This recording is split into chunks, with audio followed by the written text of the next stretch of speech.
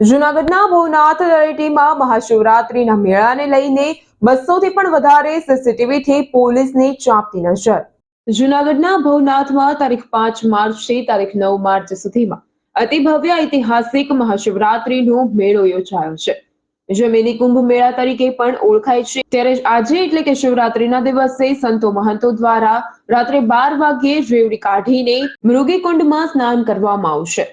ભવનાથમાં સનાતન હિન્દુ ધર્મના મેળામાં ભક્તોની ભીડ જોવા મળી રહી છે। ઠેર ઠેર બમ બમ ભોલેનાથજીના નાદ ગુંજી ઉઠ્યા છે। ત્યારે આ ઐતિહાસિક મેળામાં દેશ વિદેશના લાખો ભક્તો અને ભારતભરના સંતો મહંતો આ મેળામાં પધાર્યા છે।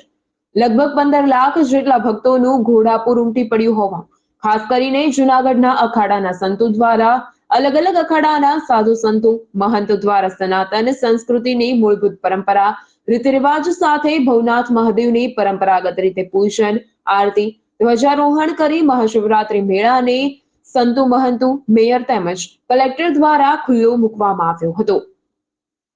Mahesh Kathiria, GTV news, Junagadh.